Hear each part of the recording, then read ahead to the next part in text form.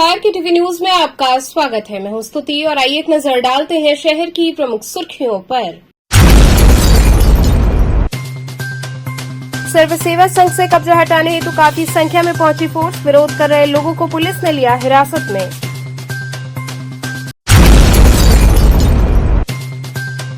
रुद्राक्ष convention centre में temple convention and expo की हुई शुरुआत। आरएसएस के संघ चालक ने किया शुभारंभ।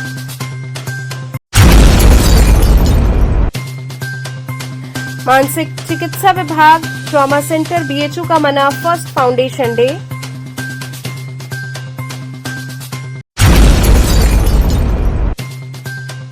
और काशी आए नेशनल जर्नलिस्ट एसोसिएशन के राष्ट्रीय अध्यक्ष ने पूरे देश में पत्रकार सुरक्षा कानून लागू करने की मांग की।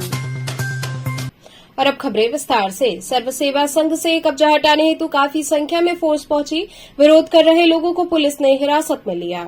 राजघाट स्थित सर्व सेवा संघ पर कब्जा हटाने के लिए शनिवार की सुबह रेलवे, पुलिस और प्रशासन की टीम पहुंची। विरोध प्रदर्शन कर रहे लोगों को एडीएम सिटी के निर्देश पर पुलिस हिरासत में ले रही है। बता दें कि वाराणसी के राजघाट स्थित सर्व सेवा संघ के भवनों के ध्वस्तीकरण को लेकर प्रशासन और संघ के बीच काफी समय से खींचतान चल रही है। संघ से जुड़े लोगों ने धरना प्रदर्शन के जरिए अपनी आवाज बुलंद करने का काम किया। उधर ध्वस्तीकरण की जानकारी पाकर दिल्ली से काफी संख्या में गांधीवादी पहुंचे। विगत कई दिनों से गांधीवादियों का सत्याग्रह जारी रहा, जिस पर रोक लगाते हुए आज प्रशासन ने परिसर को कब्जे में लेकर उसे खाली कराया और सत्याग्रह कर रहे लोगों की गिरफ्तारी भी की। प्रशासन ने अपनी भारी फोर्स के साथ वहां पहुंचकर जमीन पर कब्जा करना चाहा तो उन लोगों की प्रशासन से नोकझोंक हुई, जिसके बाद पुलिस प्रशासन ने उन्हें बाहर किया तो वो लोग वहीं गेट पर बैठकर सरकार के खिलाफ नारेबाजी करने लगे। फिर पुलिस ने उन्हें हिरासत में ले लिया। वहीं प्रशासन ने पूरे सर्व सेवा संघ परिसर को कब्जे में लेते हुए उसे खाली कराया। सर्व सेवा संघ के कार्यक्रम समन्वयक राम धीरज ने बताया कि सरकार महात्मा गांधी और जवाहरलाल नेहरू सहित आजादी के नायकों की छवि खराब करने व राष्ट्रीय धरोहरों को नष्ट करने पर आमादा है। जलियांवाला बाग और साबरमती आश्रम को बदलकर इस सरकार ने पर्यटन स्थल बना दिया है। इसी प्रकार जयप्रकाश नारायण द्वारा स्थापित सर्व सेवा संघ और गांधी आश्रम को भी तोड़कर यहां गेस्ट हाउस बनाना चाह रही है। रेलवे और जिला प्रशासन को आगे करके सर्व सेवा संघ की जमीन को भी फर्जी साबित करने की कोशिश की जा रही है। इस मामले को लेकर सर्व सेवा संघ द्वारा सुप्रीम हाईकोर्ट और जिला न्यायालय में पहले ही याचिका दायर की गई है। मौजूदा समय में सुप्रीम कोर्ट के आदेश के बाद दोबारा सर्व सेवा संघ की भूमि के मालिकाना हक को लेकर जिला न्यायालय में वाद पर सुनवाई होना सुनिश्चित किया गया है। को जवाब ये गलत किया जा रहा भाई, किस तरह से करेंगे आप लोग? कोई पेपर लेके आओ, हमारा पेपर लेके आप हाथ जोड़ रहा हूं। अभी एसडीएम ने कहा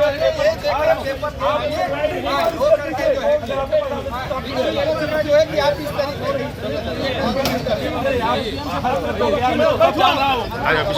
पीछे हमें जाएंगे पेपर दिखाइए, अब लाठी मारिए, पेपर दिखाए,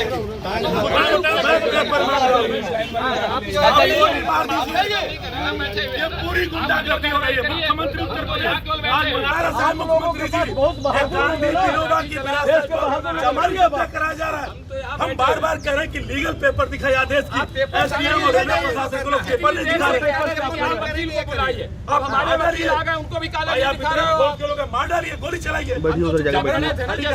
एक पेपर आधे घंटे से मांग रहे हैं और हमको एसडीएम साहब ने, रेलवे प्रशासन के लोगों ने कहा इसको बाहर करिए।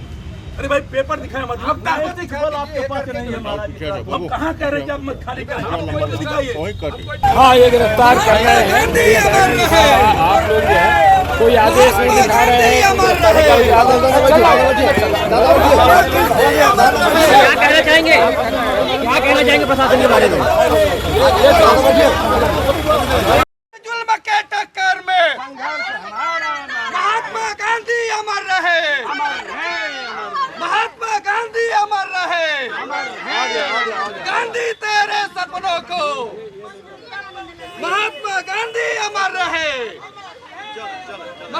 हम हाई कोर्ट गए थे, सुप्रीम कोर्ट गए थे, उन दोनों कोर्टों ने ये कहा कि आप सिविल कोर्ट में जाइए। हम उनके आदेश के निर्देश के अनुसार हम सिविल कोर्ट में आ गए। कल सिविल कोर्ट में सुनवाई होनी थी। दिन भर मजिस्ट्रेट साहब नहीं बैठे, हम लोग इंतजार करते रहे। हमारे 4, 5, 6 वकील भी बैठे थे, हम लोग भी 8, 10, 12 लोग थे, जिसमें ये सारे लोग थे। हम लोग वहाँ बैठे थे, लेकिन शाम तक बैठे नहीं, कोई निर्णय नहीं हुआ। अभी अचानक सवेरे जो है एसडीएम साहब, मजिस्ट्रेट, ये पूरी पुलिस फोर्स आ गई। हम लोग तो अपने काम में लगे हुए थे, ध्यान कर रहे थे, प्राणायाम कर रहे थे, एक्सरसाइज कर रहे थे। अचानक मालूम हुआ पुलिस फोर्स आ गई। आया, देखा, हमने पूछा एसडीएम साहब जानते हैं? उन्होंने कहा नहीं, वो खाली करवाया जाएगा, आदेश है। हमने कहा क्या आदेश, दिखा दीजिए। उन्होंने कहा नहीं, हम आपको नहीं दिखाएंगे, आप। हमने कहा भाई मैं यहाँ का इंचार्ज हूँ। उन्होंने कहा नहीं, इससे नहीं, आप वकील साहब को बुलाइए। वकील साहब को हमने कहा ठीक है, मैं खड़ा हूँ। वकील साहब को बुलाया, वकील साहब आ गए हैं। तब तक ये सारा घरों में जा करके सबसे खाली करवा रहे हैं कि आप जो है खाली करिए, खाली करिए, खाली करिए। हमने कहा भाई आदेश तो दिखाई। 3 बार मैंने पूछा। जब मैंने थोड़ा सा वहाँ खड़े होकर के इतना ही कहा कि ठीक है भाई हम यहाँ बैठते हैं, क्योंकि मेरा स्वास्थ्य भी अच्छा नहीं है। फिर दरोगा जी वो साथी थे, वो पकड़ के ले आ गए, नहीं आप चलिए। हमने कहा चलिए कोई बात नहीं, आप जो आदेश करेंगे। फिर तब से हम आकर के यहाँ बैठे हुए। खैर उनकी सज्जनता, उनको बहुत बहुत धन्यवाद कि उन्होंने आप बैठिए, आपका स्वास्थ्य अच्छा नहीं है। तब से मैं बैठा हुआ। अभी जब हमारे सारे साथी आ गए हैं, लोग आ गए हैं, बस इतनी बात थी कि भाई हमारे वकील साहब आ गए हैं, उनको दिखा दीजिए। वो वकील साहब को भी नहीं दिखा रहे हैं। तो उसी पर हम लोग यहाँ बैठ गए। हम तो उधर ही बैठ रहे थे जहाँ धरने पर, वहाँ भी नहीं बैठने दिया। तब हम लोग यहाँ आकर के बैठ गए हैं। बस आप सब लोगों से प्रार्थना है, और जो हमारे पुलिस के लोग हैं सब लोगों से हाथ जोड़ के प्रार्थना है कि मेरी साथी सिविल कोर्ट से क्या हुआ कल का? साथी कोई सुनवाई नहीं की उन्होंने, कल कोर्ट में बैठे ही नहीं। अगर सुनवाई हो गई होती, उन्होंने फैसला दे दिया होता तो हम हाई कोर्ट जाते। लेकिन हम जब हमें कोई आदेश मिला ही नहीं तो हम आगे कैसे जाएं? भाई ये तो सामान्य प्रक्रिया है ना, वो देंगे हम जाए। क्योंकि उन्होंने यही कहा भाई आप वहाँ से पहले या तो आदेश आपको मिलेगा या आपका रिजेक्ट हो जाएगा, उसके बाद हमारे पास आइए। तो ठीक है, वो रिजेक्ट कर दें, फिर हम जाएंगे। लेकिन रिजेक्ट भी नहीं किया, हमें पता भी नहीं है, और उससे पहले ही जो है वो पुलिस फोर्स आ गई खाली करवाने के लिए। तो हमारा केवल इतना कहना है और इतना ही विरोध है कि भाई अगर आपने फैसला दे दिया हो वो बता दीजिए, अगर आपने रिजेक्ट किया हो वो बता दीजिए। हमको 1 दिन का समय दीजिए, हाई कोर्ट में जाने दीजिए। वहाँ अगर हाई कोर्ट भी रिजेक्ट कर देता है तो 1 दिन का और समय दे दिए हमको, सुप्रीम कोर्ट जाने दीजिए। सुप्रीम कोर्ट भी अगर रिजेक्ट कर देता है तो कोई नहीं, आप फिर इन सारे भवनों को कब्जा कर लीजिए। यहाँ जो लोग हैं उनको बुलडोजर के नीचे जमा दीजिए, जो भी आपको करना है कर लीजिए। रुद्राक्ष कन्वेंशन सेंटर में टेम्पल कन्वेंशन एंड एक्सपो की आरएसएस के सरसंघ चालक ने शुरुआत की। सम्मेलन में 32 देशों के व्यवस्थापकों ने भाग लिया। प्राचीन मंदिरों के शहर काशी में हिंदू, सिख, जैन और बौद्ध धर्म स्थलों के व्यवस्थापकों का Mahakumbh temple convention and expo आयोजित हुआ। सिगरा स्थित रुद्राक्ष कन्वेंशन सेंटर में टेम्पल कनेक्ट व अंत्योदय प्रतिष्ठान द्वारा आयोजित इस 3 दिवसीय कार्यक्रम का शुभारंभ शनिवार को राष्ट्रीय स्वयं सेवक संघ के सरसंघ चालक मोहन भागवत द्वारा किया गया। इस दौरान सरसंघ चालक मोहन भागवत, महापौर अशोक तिवारी सहित अन्य गणमान्य लोगों द्वारा दीप प्रज्वलन कर इस सम्मेलन की भव्य शुरुआत की गई। आपको बता दें कि इस कार्यक्रम में 32 देशों के 450 व्यवस्थापक भाग ले रहे हैं। 3 दिन के मंथन के बाद मंदिरों की व्यवस्था से संबंधित एक श्वेत पत्र तैयार किया जाएगा। इसमें मंदिरों में सुरक्षा, सर्विलांस, त्योहारों पर भीड़, वित्त, आपदा, सफाई, ग्रीन टेम्पल, लंगर, प्लास्टिक पर रोक आदि के संबंध में चर्चा होनी है। इसमें Britain, America, Malaysia, Thailand, Singapore, Sri Lanka आदि के प्रतिनिधि ने भी भाग लिया है। 3 दिनों के मंथन के बाद एक श्वेत पत्र तैयार होगा, उसे सभी मंदिरों और सरकारों को उपलब्ध कराया जाएगा। कार्यक्रम को लेकर प्रधानमंत्री नरेंद्र मोदी ने शुभकामनाएं दी हैं। इस सम्मेलन में देश के प्रमुख मंदिरों के प्रतिनिधि भाग कर रहे हैं। वो सार्वजनिक स्थान हमारा मंदिर, गुरुद्वारा, देरासर, विहार, ये सब होता है, मठ होते हैं। क्योंकि हम लोग दुनिया में सबके बारे में कहा जाता है man does not live by bread alone, लेकिन हम भारत के लोग इसको बहुत अधिक मानते हैं पहले से। क्योंकि हमको ये पता है कि सुख मन में होता है, बाहर नहीं होता है। और हमको ये पता है कि सारी सृष्टि के पीछे एक ही तत्व है। सृष्टि दिखती अलग अलग है, लेकिन वही एक तत्व अलग अलग रूपों में आता है। ये विविधता में एकता ऐसा नहीं, केवल एकता की ही सारी विविधता है और इससे पराया कोई नहीं है। वसुधैव कुटुंबकम है। तो ऐसा अगर जीना है तो केवल अपना विचार करके नहीं चलता है, अपने स्वार्थ को मर्यादित करके अपने जीने में सबका उपकार हो ऐसे जीने पड़ता है। और कितने भी अलग अलग दिखे अपने से लोग, वो मेरे अपने ही है। सब में मैं हूं और मुझ में सब है, इसको जानना पड़ेगा। और इसको जानना ही अपने जीवन का परम लक्ष्य है। इसलिए जीवन में सदाचार चाहिए, संयम चाहिए, त्याग चाहिए, तपस्या चाहिए। यह हमारे भारत देश की सनातन काल से चलती आई हुई समान मान्यता है।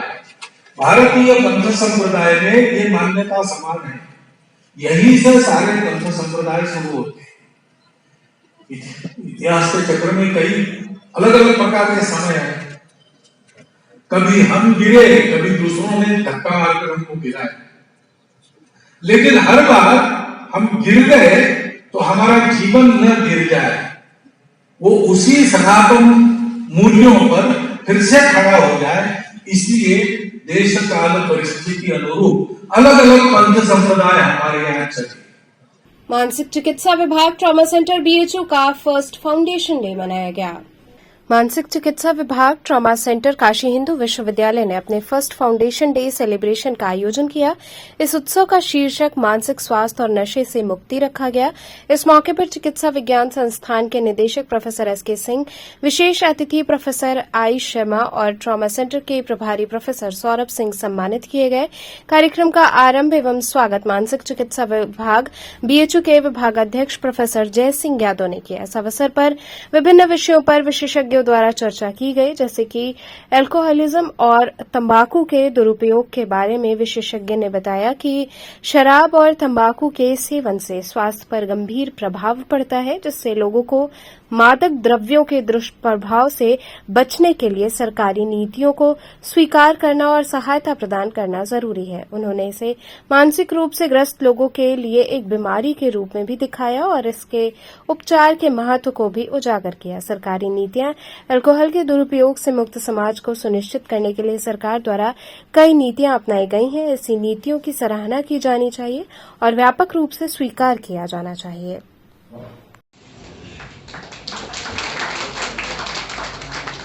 कि इसको जो अगर इंडिविजुअल या फैमिली लेवल पर हम इसको थेरेपी करते हैं तो ये सारी चीज़ें अंडर ये साइकोलॉजी के ही अंदर आती है, जो क्लिनिकल साइकोलॉजी में जो है हम डेली इसको यहाँ इम्प्लीमेंट भी कर रहे हैं। अपने यहाँ इसकी फैसिलिटी भी बढ़ाए हैं। हमारे यहाँ इसके पहले काउंसलर और साइकोलॉजिस्ट इतना नहीं थे, लेकिन अब ये है कि हमारे पास जो है पूरे इंस्टीट्यूट के अगर कहीं से भी कोई आता है रिफ़र केस और उसको साइकोलॉजिकल सपोर्ट की ज़रूरत है तो यहाँ हम देने के लिए उनको अपॉइंट किए हैं और सारे लोग जो है यहाँ अवेलेबल हैं, जो कि जो है हम 24 आवर कोशिश कर रहे हैं, लेकिन बट राउंड द क्लॉक वो जो है हर समय रहेंगे। और कोई पेशेंट ऐसा नहीं है जो कि जिसको नीड है काउंसलिंग की वो बिना काउंसलिंग के चला जाए। तो हम कोशिश करते हैं कि उसको जो हम मेडिसिन दे रहे हैं वो तो दे ही रहे हैं, साथ में उसकी काउंसलिंग करके और उसको जो चीज़ें हैं वो कैसे हल किया जाए, क्योंकि आजकल परिवेश में जो है बहुत सारी चीज़ें इतनी फास्ट चेंज हो रही हैं जो हमें जो है काउंसलिंग का सहारा लेना ही पड़ता है या योगा का सहारा लेना पड़ता है कि अगर जो है किस तरह से अपनी लाइफ को मॉडिफाई करें। अदरवाइज़ तो हम दूसरी तरफ चले जाएंगे, दूसरी तरह की बीमारियों से ग्रसित हो जाएंगे।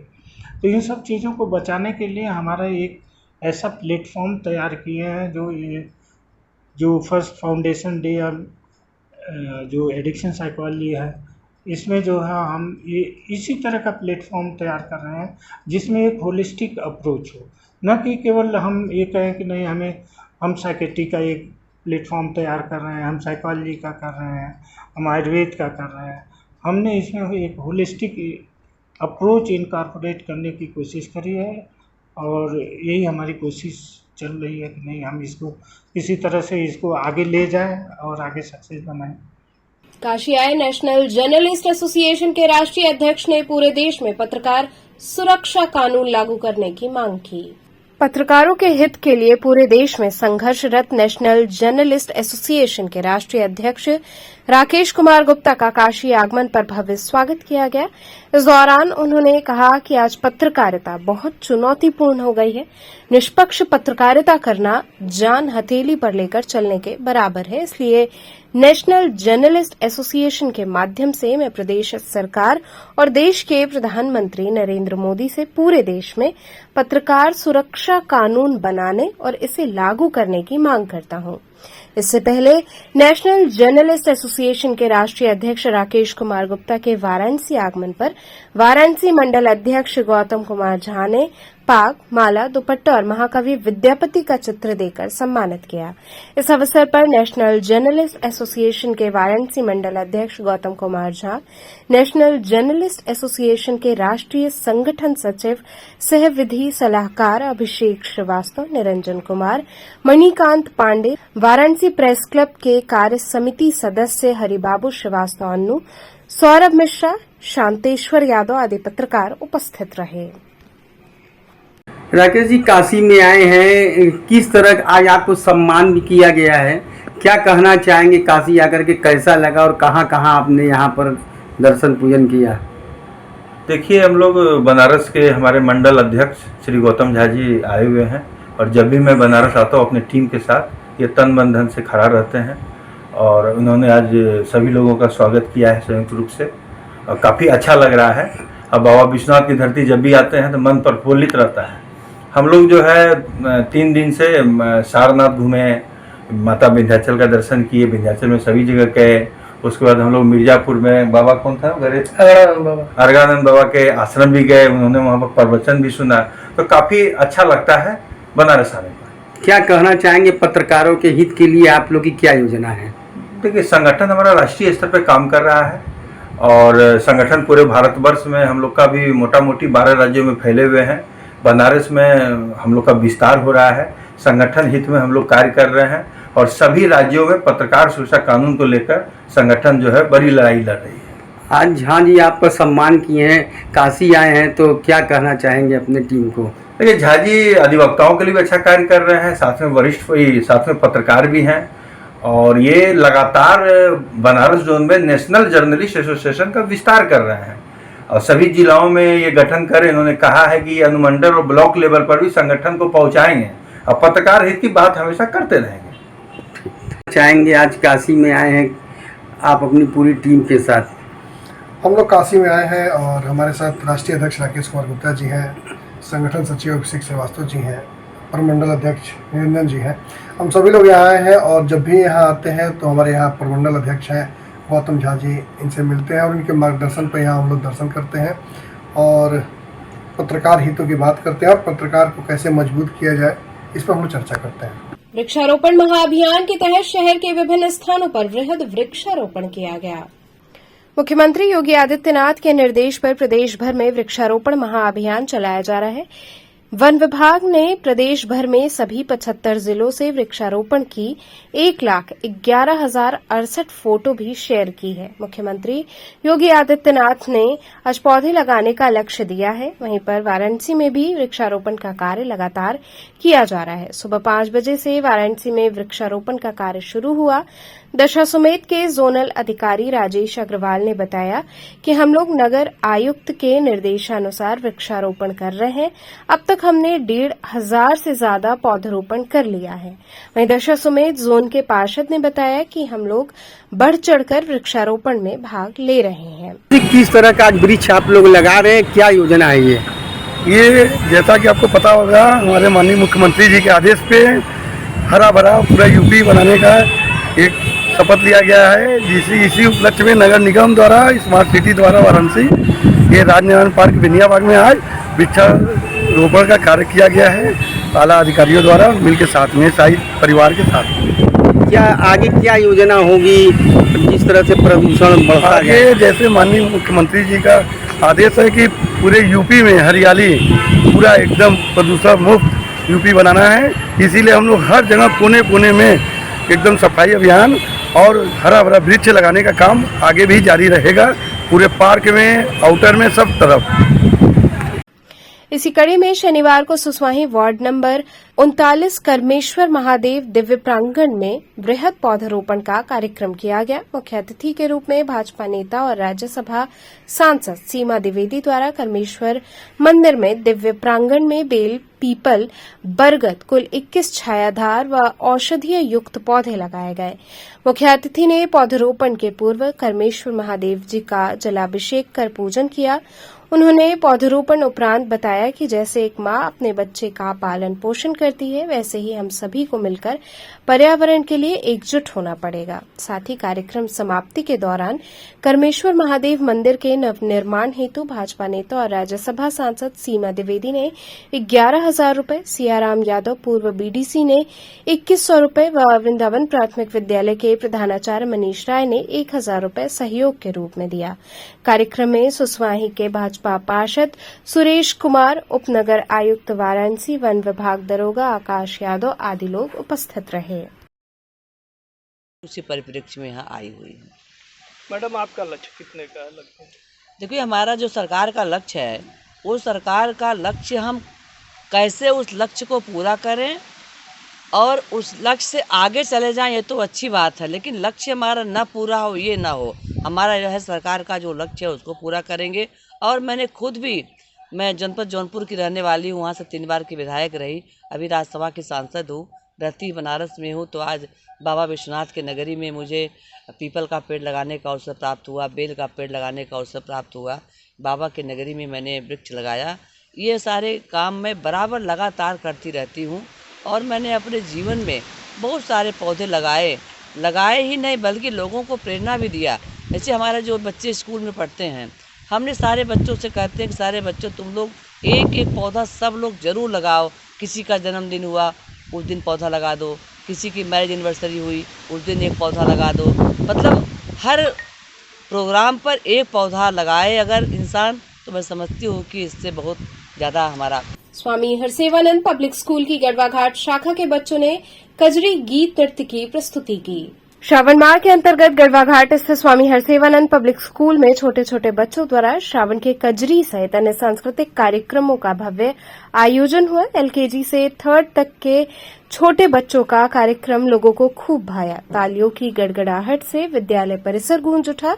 विद्यालय के प्रबंधक बाबा प्रकाश ध्यानानंद एवं प्रधानाचार्य चंद्रशेखर सिंह ने छात्र छात्राओं को आशीर्वाद दिया। इस अवसर पर विद्यालय के छात्र छात्राएं व शिक्षक शिक्षिकाएं उपस्थित रहे।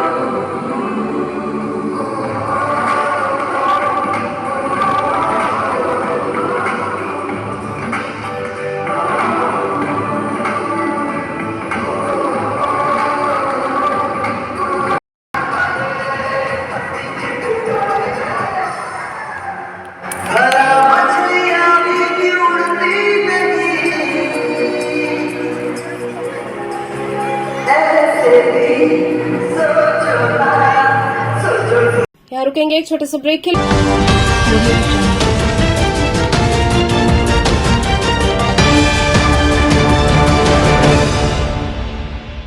खबरों से जुड़े रहने के लिए हमारे चैनल KTV वाराणसी को सब्सक्राइब करें और लेटेस्ट अपडेट्स के लिए बेल आइकन को प्रेस करें।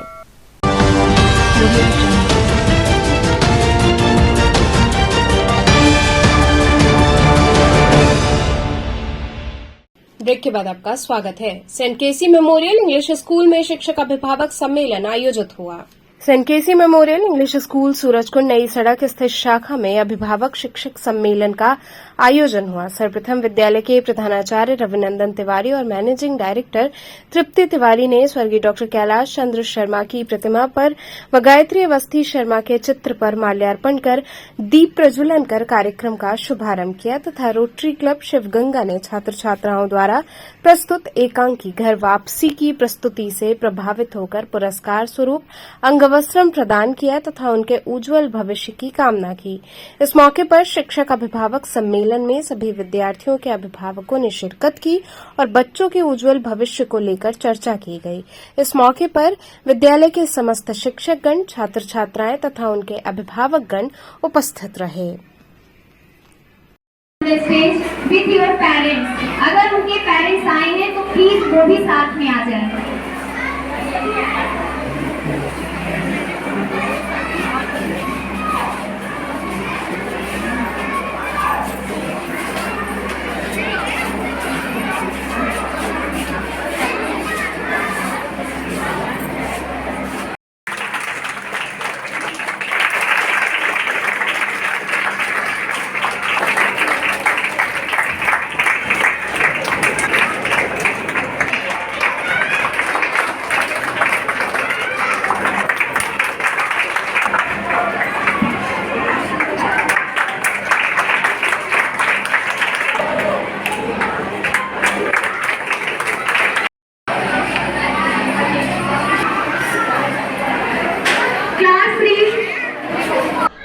तेरह जुलाई डॉक्टर गायत्री अवस्थी शर्मा जी के स्मृति में नारी शक्ति सम्मान समारोह हमारे स्कूल में आयोजित था, जिसमें रोटरी क्लब वाराणसी शिवगंगा के सभी सदस्य शामिल हुए थे।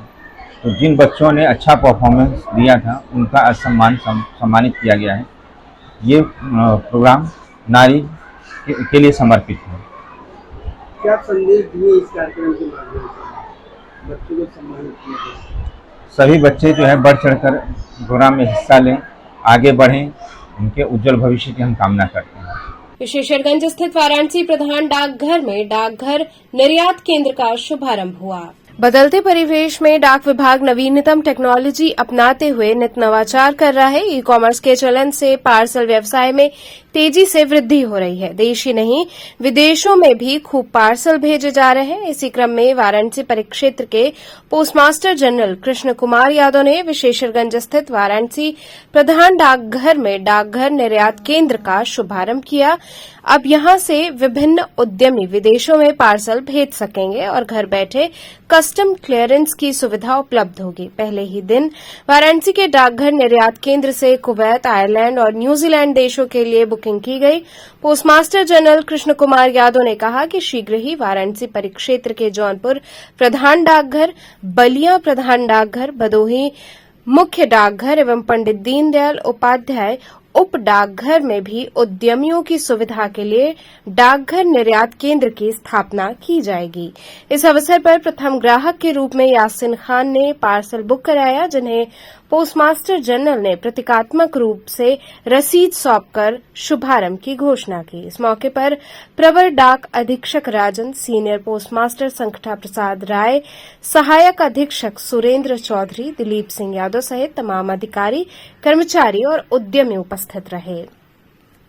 आज जो है वाराणसी प्रधान डाकघर में एक नई शुरुआत हुई है और इसके तहत जो है डाकघर निर्यात केंद्र का जो है यहाँ पर शुभारंभ किया गया है।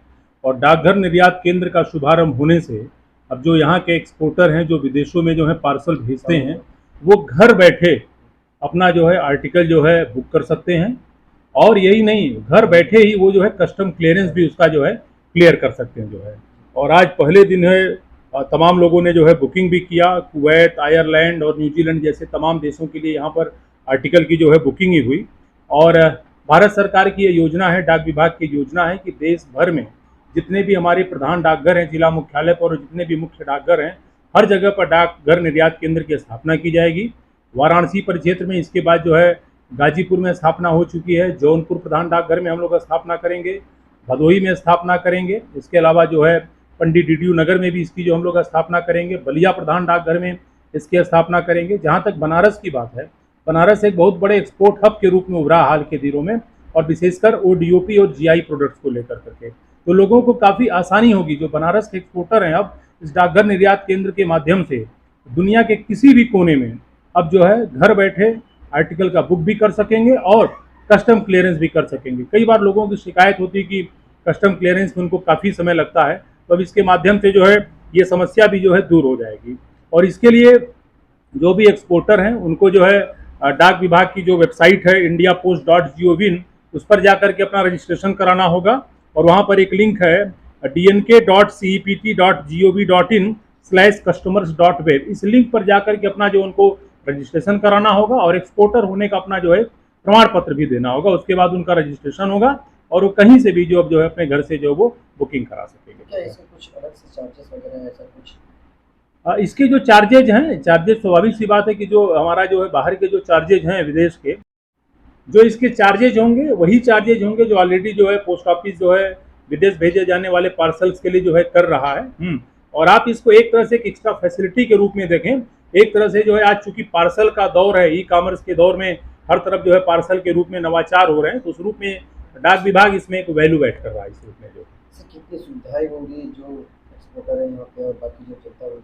इससे देखिए काफ़ी सुविधाएं होंगी। पहली तो सुविधा ये होगी कि आप घर बैठे इसकी बुकिंग कर सकते हैं।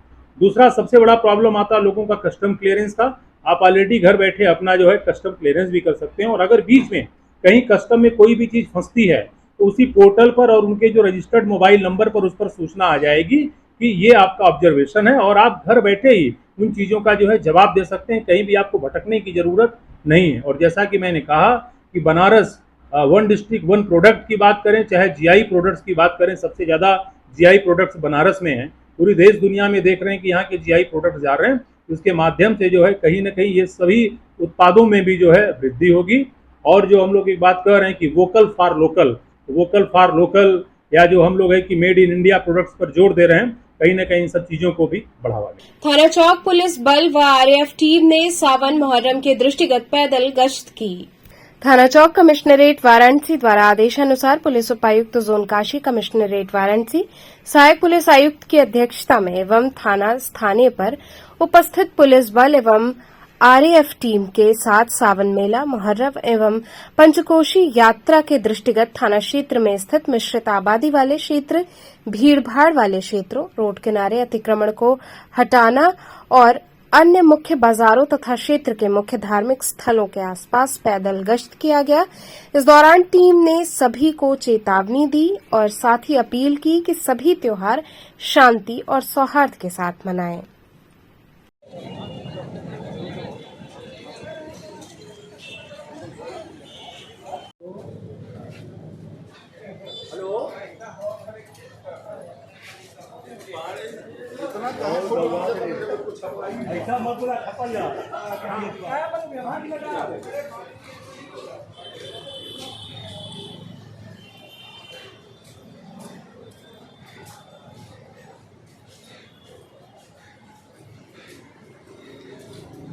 मणिपुर हिंसा के विरोध में BHU के छात्रों ने रैली के माध्यम से दोषियों पर कार्रवाई की मांग की।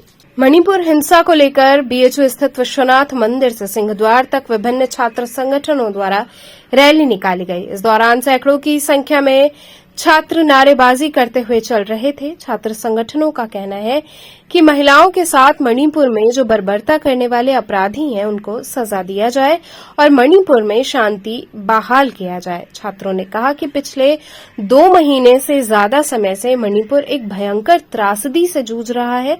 उन्होंने कहा कि मणिपुर का एक वीडियो सोशल मीडिया पर वायरल हुआ जिसमें मणिपुर की 2 महिलाओं को भीड़ द्वारा निर्वस्त्र करके घुमाया जा रहा है। इन महिलाओं को निर्वस्त्र जबरदस्त करके घुमाने और उनके साथ सामूहिक दुष्कर्म करने की ये घटना 4 मई की बताई जा रही है।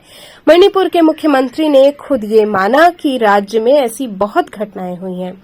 छात्रों का कहना है कि मणिपुर राज्य में और केंद्र में दोनों जगह पर भाजपा की सरकार बैठी हुई है।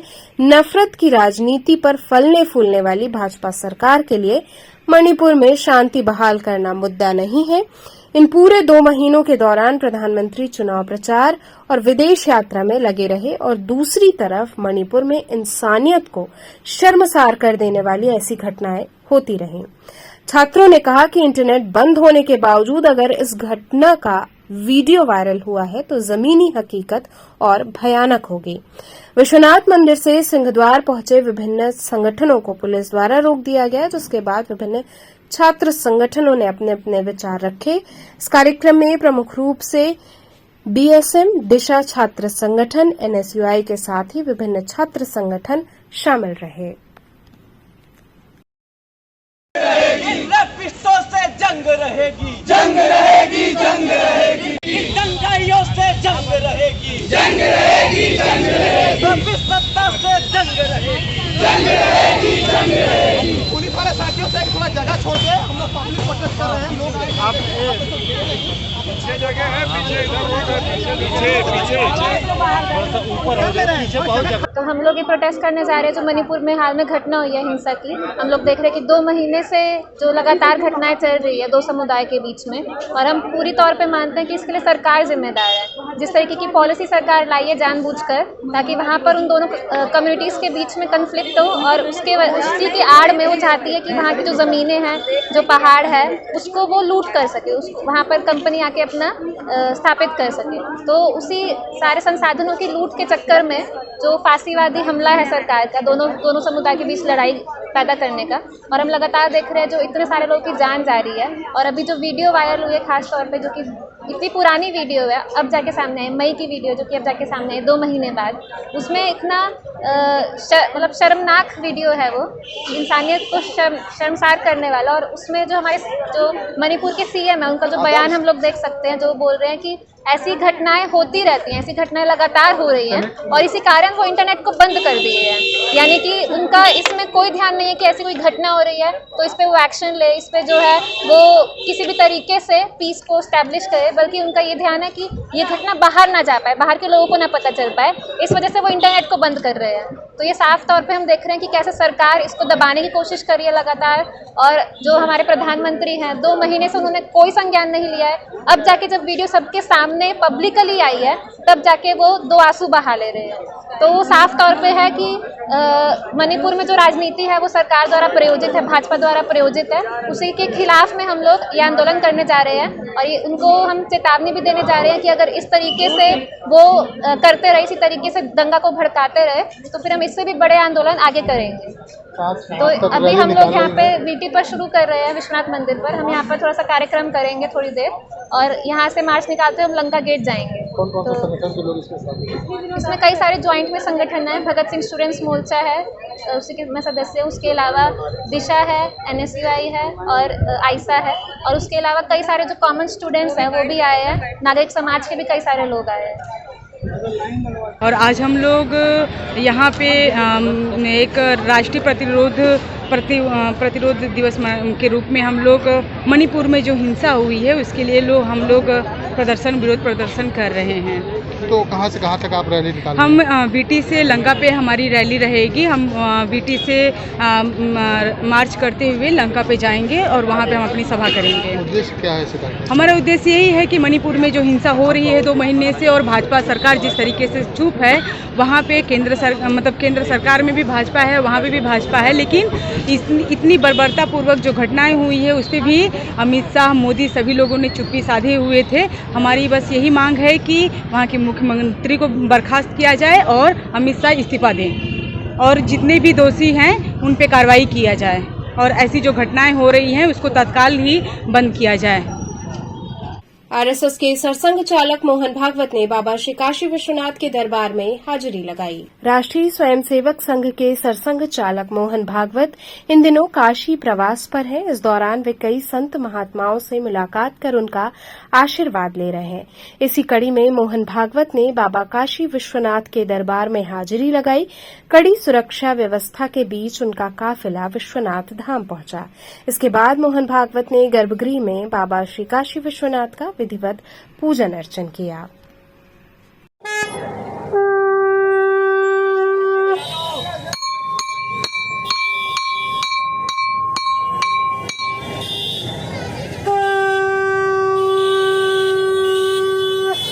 घाटों और विश्वनाथ मंदिर परिक्षेत्र में अपरिचित टीका चंदन करने वालों का तीर्थ पुरोहितों ने विरोध करते हुए कार्रवाई की मांग की। दशाश्वमेध घाट स्थित श्री गंगा मंदिर में हुई बैठक में कई घाटों के तीर्थ पुरोहितों ने इन दिनों बाहरी अपरिचित डलिया धरिया जिनका कोई अता पता नहीं है और जिनको घाट पर या अन्यत्र कहीं भी टीका चंदन लगाने, दान दक्षिणा लेने का कोई अधिकार नहीं है, इनकी अचानक बहुतायत संख्या में उपस्थिति पर घोर चिंता व्यक्त किया गया। बैठक में विचार रखते हुए वक्ताओं ने कहा कि श्री काशी विश्वनाथ कॉरिडोर निर्माण के पश्चात काशी आने वाले तीर्थ यात्रियों की संख्या में हुई व्यापक वृद्धि के साथ ही अवैध दलालों, गाइडों, वेंडरों और बाहरी अवांछनीय तत्वों की भरमार हो गई है, जो तीर्थ यात्रियों को भ्रमित करके अवैध रूप से वसूली कर रहे हैं। इतना ही नहीं, अन्य जनपदों से आए अवैध धोती कुर्ताधारी हाथों में चंदन टीका का प्लेट लेकर घाटों और मंदिर जाने वाले तीर्थ यात्रियों को जबरन टीका चंदन लगाकर वसूली करते हैं। वर्तमान में इनकी तादाद इस कदर बढ़ गई है कि दशाश्वमेध समेत अन्य सभी घाटों सहित घाट की सीढ़ियों, सड़कों व श्री काशी विश्वनाथ मंदिर जाने वाले सभी मार्गों और गेटों तक इनका साम्राज्य स्थापित हो गया है। नियम की बात की जाए तो गंगा घाटों पर स्नान करके यात्रियों को पूजन, संकल्प, दान व तिलक लगाने का अधिकार सदियों से घाट पुरोहितों का ही रहा है। ऐसे में इन अवांछनीय तत्वों के चलते घाट पुरोहित तीर्थ पुरोहितों की वृत्ति पर कुठाराघात हो रहा है। तीर्थ पुरोहितों और घाट पुरोहितों ने इस बात की शिकायत स्थानीय पुलिस को की थी। पुलिस ने मामले को संज्ञान में लेते हुए इन पर रोक भी लगाई, लेकिन कुछ रोज बाद पुनः वही स्थिति कायम हो जाती है। तो चलते चलते पुनः एक नजर डालते हैं शहर की प्रमुख सुर्खियों पर। सर्व सेवा संघ से कब्जा हटाने हेतु काफी संख्या में पहुंची फोर्स। विरोध कर रहे लोगों को पुलिस ने लिया हिरासत में।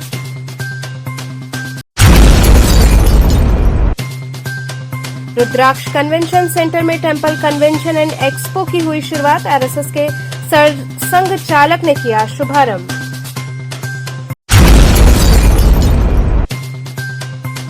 मानसिक चिकित्सा विभाग ट्रॉमा सेंटर बीएचयू का मना फर्स्ट फाउंडेशन डे।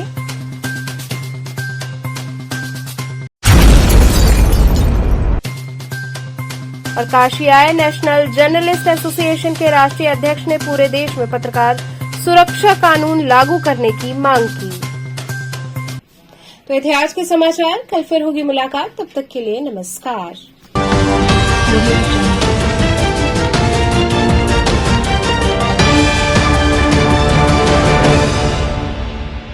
खबरों से जुड़े रहने के लिए हमारे चैनल KTV वाराणसी को सब्सक्राइब करें और लेटेस्ट अपडेट्स के लिए बेल आइकन को प्रेस करें।